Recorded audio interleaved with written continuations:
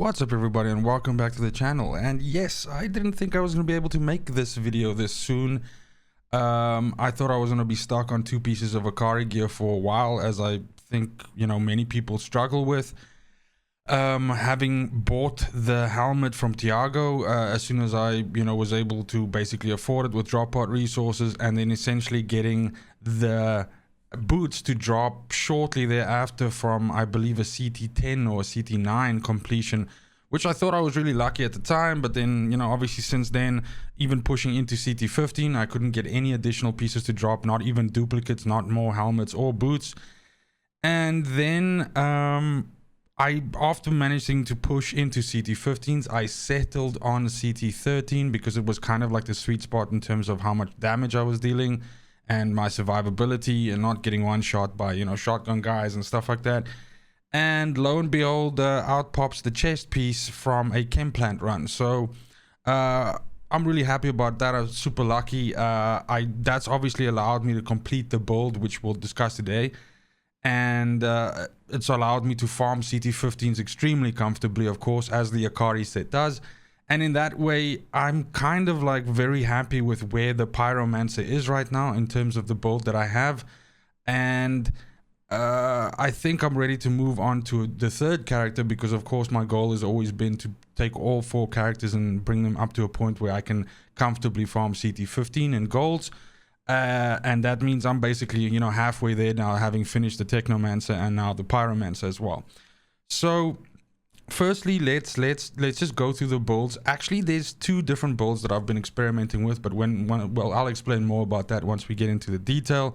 But let's look at the gear, let's look at the skills and all of that, and then yeah, let's see how it all comes together. So first and foremost, I'm quite happy with the fact that I ended up getting the helmet, the chest piece, and the foot gear, the boots, to drop. I think that's the best one in terms of wanting the mods that's on them. However, one change that I would still make here is if I could, for instance, get the pants to drop, and then to essentially create boots with master consumer on them, just normal purple boots, and actually replace my purple pants with the Akari pants, thereby still getting the Akari legendary boost, but essentially replacing the max health which you get on the boots with anomaly power, which is also present on the waist, the pants, because unfortunately you do sacrifice a little bit of anomaly power, the standard 13.9k, because like I said, the boots unfortunately roll with max health. That's literally the only thing that irks me a little bit. But the damage output of this build, due to Akari and also due to the skills in the class tree, is more than enough. So it's definitely not something that you'll miss per se, or that'll stop you from clearing CT15s. So let's start with weapons first. Obviously this is the standard, I would imagine. I mean, this is, everybody runs this, from devastators to tricksters to pyromancers, but this is the standard setup: fortress and shadow comet on a death shield. Then I've got moaning winds and fortress on the anemoy, and then I've got strings of Gauss and again moaning winds on my pistol. The point is that moaning winds is ridiculously powerful either which way, and it's going to make a major difference to any build that you added due to the fact that flat 387k damage that you get from that, coupled with fortress, is just a huge amount of damage that you can every 8 seconds dump on whatever's within 8 meters of you. Do you need this for this build to work? No, but it definitely is essential if you want to start pushing fast clears. So if you want to think of competing and starting to do like world's first or fastest clears of certain expeditions and stuff, then I definitely think you have to be using this moaning winds combo.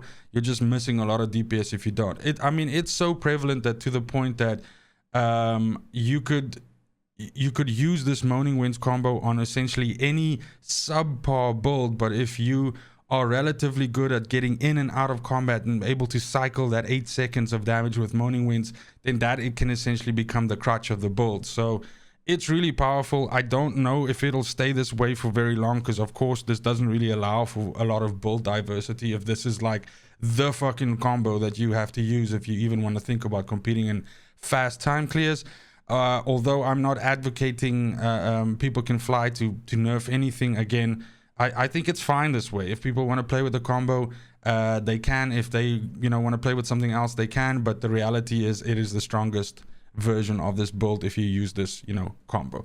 But in any case, then moving on to the gear itself.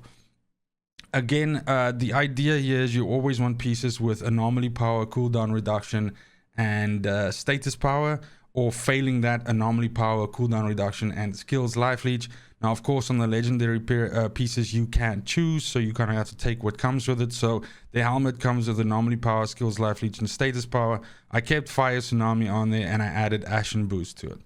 Then when we have the chest piece, that rolls with anomaly power, skills life leech, and cooldown reduction. And this has got detonator on it, which is really good, which means that you essentially have overheat that you can access twice in a rotation, pretty much, when you're just dumping all of your skills on a group of units. Then on my pants, I've got the sort of configuration that you want, which is anomaly, status power, and cooldown reduction. I've got Ride the Wave on there, which gives me my second heat wave, and then I've got Burnt Out on there, which is just giving you additional damage stacking that you get from applying additional heat waves to enemies. Then on the gloves, again, anomaly power, status power, and cooldown reduction, so good there. I've got Ash increased range on there, which basically equalizes the Ash Blast range to Overheat's range, which is also essential. Otherwise, Ash Blast range by default is kind of really small and will actually not really help you pull off this combo a lot. My only defensive ability that I use on this build is on this piece, which is Damage Absorber. Now, Damage Absorber gives me 52k of armor and another 10% of resistance. And then lastly, on the boots itself, again, like I said, unfortunately here you have to have max health on here, but then skills, life leech, and cooldown reductions on here as well.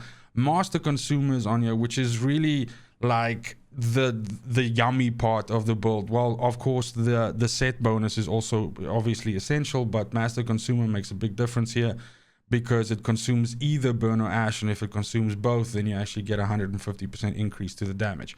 I then added Captain Hunter on here as well, which is just that, needed 25% additional damage on captains. So, or on elites. I mean, it's Captain Hunter, but it's on elites. So this is basically then all of the pieces together. Of course, the skills is the standard combo, the heat wave, ash blast, and overheat combo. And then when we look at the skill tree, this again, like I said, is pretty much the cookie cutter tempest bottom tree Akari setup, I would say, where what you're trying to do is you're favoring cooldown reduction nodes. You want to pick up as many of those as you can. You want to add as much anomaly power from nodes as you can as well. And then in my case, I pick up Phoenix as well. And actually, when we discuss the other version of this character that I've also been trying, then I pick up Phoenix because it's much more consistent, and it gives you that if oh shit moment if somebody actually does slip through your damage and one shot you with a shotgun. Of course, this week we're supposed to see the damage mitigation patch and how much of an effect that's going to make, if it's going to reduce the chance of you getting one shot all the time, if it's actually going to increase the effect of defensive abilities, all of that. We don't really know which angle people can fly are going to approach this from, but nonetheless, this setup right here is an extremely comfortable, no oh shit moments. Like you can really control the flow of combat here because you can essentially just keep pushing out your heat waves and just running off the combo of ash blast and overheat, and whenever something gets close to you, you just switch out the moaning winds combo or whatever for that final little bit of damage. And then, like I said, if by some weird fucking, a turn of fate, you actually get pushed or something like that, you still have the added benefit of Phoenix proccing, giving you back half your life and essentially giving you another chance to escape. Now, I did mention that there is another configuration that I've been experimenting with, and basically let me just turn off my camera here, and then I think we can see that a little bit better. So if it's top tree, so it's more like Ashbreaker, and essentially what you're doing here is you're going through the tree at the top, and what you want to do is you want to pick up hot situation. Now hot situation is kind of like the cute part of this top tree, because what it does is as soon as you hit Ash Blast, then for the next 10 seconds your anomaly power is increased by 45%. So that makes really, really powerful fat overheats based off that Ash Blast. And then also there's a bunch of nodes in the top tree that actually increase your ash, damage to targets that are ashen. So I've been experimenting with this, and I mean, if you put the two next to each other, if you look at Tempest and Ashbreaker next to each other, the basic way how I would describe it is I would say that Tempest is for sure the safer option, because you have the additional benefit of the Phoenix, so the resurrection. You have a higher amount of anomaly because the nodes in the bottom give you more anomaly plus. So instead of me, when I run Ashbreaker, having 116k anomaly top, in total, I have 150k anomaly when I run bottom tree. Cooldown reduction stays basically the same. Your physical damage reduction stays basically the same. There's no additional nodes that pick that up.